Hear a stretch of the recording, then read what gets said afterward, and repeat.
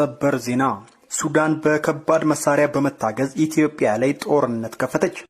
በምዕራብ ጎንደር ዞን ምዕራብ አርማጮ ወረዳ ሰፍሮ የሚገኘው የሱዳን ጦር ዛሬ ንጋት ላይ በአማራ ክልል ልዩ ኃይልና በአካባቢው ሚሊሻዎች ላይ ተኩስ መክፈቱን ከአካባቢው የሚወጡ መረጃዎች ይጠቁማሉ በማለት አስራት ሚዲያ ዘገበ። የሱዳን ጦር በምዕራብ አርማጮ ኮረደም ልዩ ስሙ አሴራ በተባለ አካባቢ ዛሬ ግንቦት 5 ቀን 2012 ዓ.ም ጠዋት 12 ሰዓት ገደማ በአማራ ልዩ ኃይልና በሚሊሻዎች እንዲሁም በገበሬዎች ላይ ተኩስ መክፈቱን ከቦታው የሚገኙ ምንጮች ለአስራት ተናገሩ ተብሏል። የሱዳን ጦር በከባድ መሳሪያ በመታገዝ ተኩስ መክፈቱን የተገለጸው ጉዳዩን ለማጣራት የደወልንላቸው የምዕራብ አርማጮ የብልጽግና ጽሕፈት ቤት ኃላፊ አቶ አንዱ ዓለም ስንሻው ግጭት መፈጠሩን መረጃ እንደደረሳቸው ገልጸዋል በማለት አስራት በዘገባው ላይ ጠቅሶታል። ይሁን እንጂ የተጣራ መረጃ ስለሌላቸው ዝርዝር መረጃ ለመስጠት እንደማይችሉም እንደተናገሩ ተገልጿል። አስራት ሚዲያ እንደሚለው የሱዳን ጦር ከመጋቢት 25 ቀን 2012 ዓ.ም ጀምሮ የኢትዮጵያ ሉዓላዊነት ተዳፍሮ እንደሚገኝ በተደጋጋሚ መዘገባችን አይዘነጋም ብሏል። ጦሩ በሰፈረባቸው የኢትዮጵያ ሉዓላዊ ግዛት ላይ የሚያለሙ ባለሀብቶችና አርሶ አደሮች ጦሩ መሬታቸውን ለቆ እንዲወጣ ሲወተውቱ መሰንበታቸው ሚዲያው አስታውሷል። በተጨማሪም የሱዳን ጦር የጉልበት ሰራተኞችን አፍኖና የአርብቶ አደሮችን ከብቶች ዘርፎ መውሰዱን እንዲሁም የመስኖ ማሳ ማቃጠሉን አስራት አርሶ አደሮችን ዋቢ በማድረግ ግንቦት 4 ቀን 2012 ዓ.ም መዘገቡ በምዕራብ ጎንደር አርማጮ በኩል መጋቢት 2012 ዓ.ም ዳር ድንበር ጥሶ የገባውን የሱዳን መከላከያ ሰራዊት በኮር ሁመር ከሚገኘው የእርሻ ማሳቸው አፍኖ የወሰዳቸው አቶ አስራት ሲሳይ፣ ገበሬ ዘመነ፣ ታደሰ ውብነ እንዲሁም ሌሎች 3 ሰዎች አለመለቀቃቸውን ይኸው የመረጃ ማዕከል በዘገባው ላይ ጠቅሷል። ታዲያ ሀገራት የራሳቸው የድንበር ሕግ አላቸው። አንድ ሀገር የሌላን ድንበር ጥሶ መግባት በተለይም በወታደራዊ እንቅስቃሴ ከባድ የሕግ ጥሰትን ያስከትላል። ኢትዮጵያ ታዲያ ከዚህ ቀደም ድንበሯን ጥሰው ሁሉ ከዚህ ቀደም በነበሩት የሀገሪቱ መሪዎች በሚገባቸው ቋንቋ መልስ በመስጠት ትታወቃለች። በተለይም በኮሎኔል መንግስቱ ኃይለማርያም ዘመን ሱዳን ከባድ የሚባል መልስ ሲሰጣት ከርሟል። መንግስቱ በሱዳን ላይ ጠንካራ የሚባል አቋም ነበረው። በዚህም ሰላቢው የሚል ቅጽል ስም በሱዳናውያን ወታደሮች እስኪሰጠው ድረስ ሱዳኖች ይፈሩት እንደነበር ዘገባዎች ያመለክታሉ። ከዚህም ባለፈ በቀጥታ መንግስቱ ለአንድ ኢትዮጵያዊ 50 ሱዳናዊ ጠይቃለው ያለበት ንግግር እስከዛሬ ይታወሳል። በዘመነ ኢህአዴግ የሱዳን ጦር የኢትዮጵያን ድንበርን በመጣስ ተግባሩ አዲስ አይደለም። በተደጋጋሚ ብዙ ኪሎሜትሮችን አቋርጦ ከመግባት አልፎ ኢትዮጵያውያንን አፍኖ እስከ መውሰድ የደረሰ ንቀት ሲያሳይ ከርሟል ብሏል በዘገባው። በተለይም ከጠቅላይ ሚኒስትር መለስ ዜናዊ ሞት በኋላ ባሉት ተከታታይ ዓመታት የሱዳን ጦር የኢትዮጵያን ግዛት በንቀት እየገባ ብዙ ችግሮችን ሲያደርስ ኖሯል ተብሏል። ከ3 ዓመታት በፊት ብዙ ኪሎሜትሮችን ድረስ በመግባት የሀገሪቱን ግዛት ጥሶ ገብቶ የወታደራዊ መጠለያ እስከ ማስቀመጥ የደረሰ እኩይ ተግባር የኢህአዴግ አመራር ችላ በማለት የኢትዮጵያን ጦር የመለሱበት አሳፋሪ ድርጊት ተከትሎ ለበርካታ ወራት የአማራ ገበሬዎች በቀጥታ ከሱዳን ጋር ያደረጉት ፍልሚያ የምናስታውሰው ሀቅ ነው ተብሏል።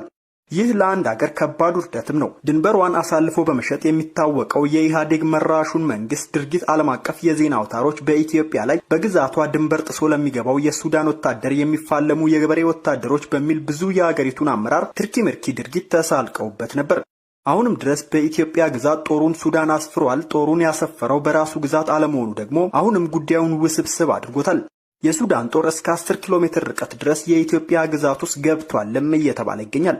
አሁን ኢትዮጵያ ድርድሯን የሱዳን ጦር ከግዛቴ ይውጣልኝ የሚል ነው። ረጅም የድንበር ግንኙነት ከሱዳን ጋር ያላት አገር የድንበሯ ጠባቂ ወታደር በስፍራው አለመኖሩ የሱዳን ትሪቡን ሳይቀር ክፍት ድንበር በሚል እስኪሳለቅበት ደርሷል ተብሏል። አሁን የሱዳን ጦር የኢትዮጵያን ግዛት ለቆ ይወጣል ወይስ የሚለው ጥያቄ ሌላ መልስ ያሻዋል። ለቆ እንደማይወጣ ከሱዳን የሚሰሙ ወሬዎች ያሳያሉ።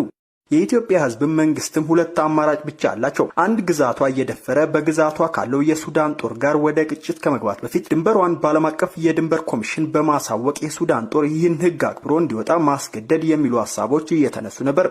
ሁለተኛው አማራጭ ይህን ጥሪ አልሰማ ካለው የሱዳን ጦር ጋር በፈለገው ቋንቋ መፋለም ተብሏል። የሱዳን ጦር የኢትዮጵያ ድንበር በብዙ ህገ ወጥ ስራ የኢህአዴግ መንግስት አሳልፎ የሰጠው የኢትዮጵያ መሬት ጭምር ዓለም አቀፉ የሀገራት ድንበር ኮሚሽንን በማሳወቅ የሀገሪቱን ግዛቶች ማስመለስ ግድ ይላል ተብሏል። ለኢትዮጵያውያን ይህ ትልቅ ሀፍረት የሚያጎናጽፍ ሁኔታ ነው። በግዛታቸው የሰፈረው የሱዳን ጦር ሌላም ዓላማ አለው፣ የግብጽ ስውር እጅ ጭምር ሊሆን ይችላል የሚል ጥርጣሬ አለ። በቅርቡ የሱዳኑ ጠቅላይ ሚኒስትር አብደላ ሐምዶክና አቻቸው ጠቅላይ ሚኒስትር ዶክተር አብይ አህመድ በሁለቱ ሀገራት ድንበር ላይ ያለውን ውጥረት አስመልክቶ በስልክ መወያየታቸውን ሱዳን ኒውስ ኤጀንሲ መዘገቡ ይታወሳል። ሁለቱ መሪዎች በውይይቱ በሁለቱ ሀገራት መካከል ያለውን ድንበር ለመወሰን የባለሙያዎች ቡድን ለማቋቋም ተስማምተዋል ተብሎ ነበር። በቅርቡ ሱዳን ኢትዮጵያ በሱዳን ድንበር በኩል የሚገኘውን በሀገሪቱ ትልቁ የእርሻ አካባቢ አልፋሽጋ የሚገኘውን ወታደሮቿን እንድታስወጣ ጥሪ ቀርቦ ነበር። አካባቢው ለበርካታ ዓመታት በኢትዮጵያ ታጣቂዎች ቁጥጥር ስርም የነበረ ነው። ከ20 ቀናት በፊት በኢትዮጵያ ታጣቂዎች በተፈጸመ ጥቃት አንድ የሱዳን ወታደር ሲገደል ሌሎች 3 የሚሆኑት ደግሞ መቁሰላቸውም ተዘግቦ ነበር። ያ ቢሆን እንጂ ፕሬዝዳንት ኦማር አልበሺር ከስልጣን ከተወገዱ በኋላ በሁለቱ ሀገራት መካከል ያለው ግንኙነት እየተሻሻለ መጥቷል ተብሎ ነበር። ይህም የድንበር ይገባኛል ጥያቄ ታዲያ በመሪዎች ደረጃ ሲመከርበት ከርሟል። ትናንትና በወጣ መረጃ ራሱ ጠቅላይ ሚኒስትር ዶክተር አብይ አህመድ ከሱዳን አቻቸው ጠቅላይ ሚኒስትር አብደላ ሐምዶክ ጋር የሁለቱ ሀገሮችን ድንበር በፍጥነት ማካለል በሚቻልበት ሁኔታ ላይ መክሯል። የሱዳኑ ጠቅላይ ሚኒስትር ጽህፈት ቤት ባወጣው መረጃ እንዳመላከተው ጠቅላይ ሚኒስትር ዶክተር አብይ አህመድ ከሱዳኑ አቻቸው አብደላ ሐምዶክ ጋር በስልክ በዋናነት የተወያዩት ሁለቱ ሀገሮችን የሚያዋስነው ድንበር በፍጥነት ስለሚካለልበት ሁኔታና ሌሎች የሁለትዮሽ የትብብር ጉዳይም ተነስቷል ተብሏል። በውይይታቸውም የድንበር ማካለሉን ተግባር በፍጥነት ማስጀመር እንዲቻል የድንበር ማካለል የቴክኒክ ኮሚቴ እንዲቋቋም በሁለቱ ሀገሮች መሪዎች ውይይት ተነስቶ መግባባት እንደተደረሰበት የሱዳን መንግስት ያወጣው መግለጫ ያመለክታል። ጠቅላይ ሚኒስትር ዶክተር አብይ አህመድ በበኩላቸው የኢትዮጵያና የሱዳን ጉርብትናና ጠንካራ ወዳጅነት በውይይቱ ወቅት እንዳነሱ ይህም መልካም ግንኙነት በሁለቱ ሀገሮች የድንበር አካባቢዎች ውጥረት እንዳይነሳ ለመከላከል እንደሚረዳ መግለጻቸውን ከመረጃው ለማወቅ ተችሏል። በሁለቱ ሀገሮች ድንበር የሚነሳ ማንኛውም ጉዳይ አለመግባባት በሀገሮቹ የፖለቲካ መሪዎችና የጦር አመራሮች ቀጥተኛና ግልጽ ውይይት መፈታት እንደሚኖርበት መስማማታቸውን የሱዳን ጠቅላይ ሚኒስትር ጽህፈት ቤት ውይይቱን አስመልክቶ ያወጣው መግለጫ ያስረዳል። ሁለቱ መሪዎች በስልክ ከመወያየታቸው ጥቂት ቀናት አስቀድሞ የኢትዮጵያ በመከላከያ ሰራዊት ጠቅላይ ኢታማዦር ሹም ጀነራል አደም ሙሐመድ የተመራ ከፍተኛ ወታደራዊ ልዑክ ከሱዳን ጠቅላይ ሚኒስቴር እንዲሁም የሱዳን መከላከያ ሰራዊት ጠቅላይ ኢታማዦር ሹም ሌተናል ጀነራል ሙሐመድ ኦስማን እና የሱዳን ወታደራዊ ደህንነት ኃላፊ ሌተናል ጀነራል ያሲር ሙሐመድ በተገኙበት መምከራቸውን ይሄው መረጃ ያመለክታል።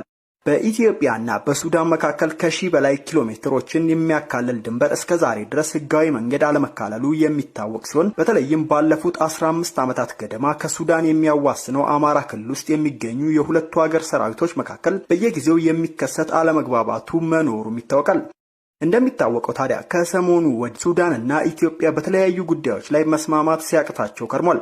ከዚህ መሃልም የታላቁ የኢትዮጵያ የህዳሴ ግድብ ጉዳይ አንዱ ነበር። በትናንትናው ዕለትም የሱዳኑ ጠቅላይ ሚኒስትር ታላቁ የኢትዮጵያ የህዳሴ ግድብ ውሃ ሞላልን በተመለከተ ከኢትዮጵያ የቀረበላትን ሐሳብ አልቀበልም ማለቷ ተሰምቶ ነበር። በአባይ ወንዝና ኢትዮጵያ እየገነባችው ባለችው አወዛጋቢው ግዙፍ ግድብ ዙሪያ ኢትዮጵያ ያቀረበችውን የስምምነት ሐሳብ የሱዳኑ ጠቅላይ ሚኒስትር አብደላ ሐምዶክ እንዳልተቀበሉት ተገልጿል። በኢትዮጵያ በግብጽና በሱዳን መካከል ሲካሄድ የቆየው ድርድር መቋረጡን ተከትሎ ባለፈው ሳምንት ግብጽ ኢትዮጵያ እየገነባችው ባለው ግድብ ዙሪያ አቤቱታዋን ለተባበሩት መንግስታት ድርጅት የጸጥታው ምክር ቤት አቅርባ ነበር። ጠቅላይ ሚኒስትሩ የኢትዮጵያን ሐሳብ ውድቅ ያደረጉት ግንባታው በመጠናቀቅ ላይ ያለውን ግድብ በተመለከተ ያልተፈቱ ቴክኒካዊና ህጋዊ ጉዳዮች አሉ በማለት ነው። ግብጽና ሱዳን በምዕራብ ኢትዮጵያ እየተገነባ ያለውን የታላቁ የኢትዮጵያ የህዳሴ ግድብን ከወንዙ የምናገኘውን የውሃ መጠን በከፍተኛ መጠን ይቀንስብናል የሚል ስጋት አላቸው። በቢሊዮኖች ዶላር አውጥታ ግድቡን እየገነባች ያለችው ኢትዮጵያ የኤሌክትሪክ ኃይል ለማመንጨት የሚያስችል ውሃ በመጪው ሐምሌ ወር መሙላት እንደምትጀምር አሳውቃለች።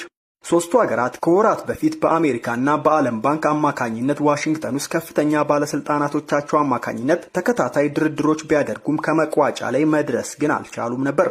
በተለይም ኢትዮጵያ በመጨረሻ ላይ የቀረበውን የስምምነት ሰነድ ጥቅሟን የሚነካና ለግብጽ ያደላ ነው በሚል ራሷን ከፊርማው ማራቋ ይታወሳል። ለዘመናት ከፍተኛውን የወንዙን ውሃ በመጠቀም የምትታወቀው ግብጽ የግድቡን ግንባታና ውሃ አሞላልን በተመለከተ ከፍ ያለ ስጋት ስላደረባት አሜሪካንን ጨምሮ የአረብ ሀገራትን ድጋፍ ለማሰባሰብ ባለፉት ወራት ጥረት አድርጋለች። የአረብ ሊግ ሀገራትም የግብጽን ፍላጎት የሚያስከብር የአቋም መግለጫ ባወጡበት ጊዜ ታዲያ የአሁኑን አያድርገውና ሱዳን መግለጫውን ተቃውማ ራሷን አግልላ ነበር። ሱዳን ቀደም ባሉት ጊዜያት በህዳሴ ግድብ ዙሪያ የኢትዮጵያን ሐሳብ የሚደግፉ አቋሞችን ስታንጸባርቅ ከመቆየቷ ባሻገር ከአረብ ሊግ ውሳኔ ራሷን በማግለሏ ከኢትዮጵያ ምስጋና ከግብጽ በኩል ደግሞ ወቀሳ ሲቀርብባት ከርሟል። ኢትዮጵያ የግድቡን የውሃ ሙሌት ስራን በተመለከተ የራሷን የስምምነት ሐሳብ ማቅረቧም አይዘነጋም። ታዲያ አሁን በኢትዮጵያና በሱዳን መካከል ችግሮች ከፍ እያሉ የመጡ ይመስላሉ። ውድ የኢትዮ አዲስ ቤተሰቦች ሰበር መረጃችን ይህንን ይመስላል። ዜናውን አዘጋጅቼ ያቀረብኩላችሁ ብሩክ ጫላ ነበርኩኝ። ቸር ወሬ ያሰማ።